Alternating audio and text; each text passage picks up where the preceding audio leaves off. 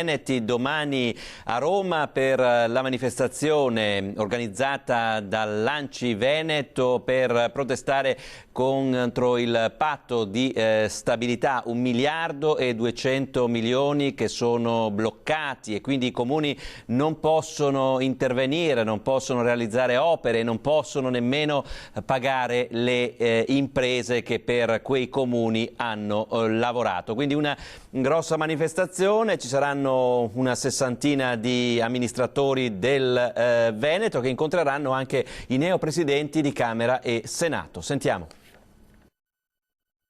Il patto di stabilità deve essere allentato per permettere ai comuni con i propri quattrini di poter fare i lavori che servono alla comunità e nel contempo danno lavoro alle imprese.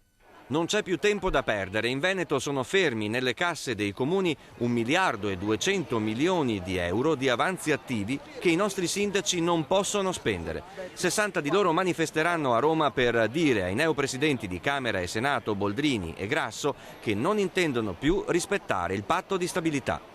Ma anche perché in questo momento l'Europa ha aperto uno spiraglio e ha detto possiamo ragionare sul patto di stabilità per i comuni e quindi liberare alcune risorse.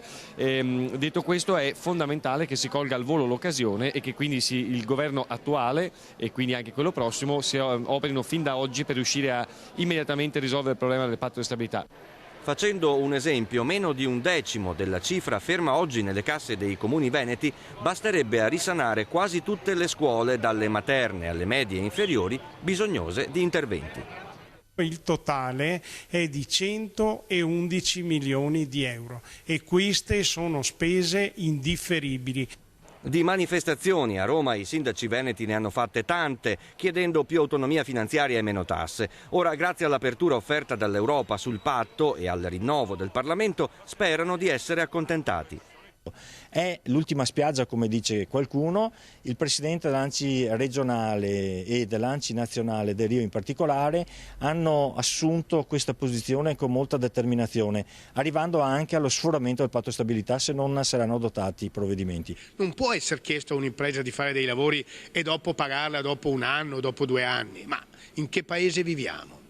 Sforiamo il patto e basta, e se il governo non sarà d'accordo ci mandi pure l'esercito, ha detto il vice segretario federale della Lega Nord del Trevisano Federico Caner.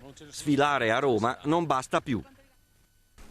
E della rivolta dei comuni parleremo questa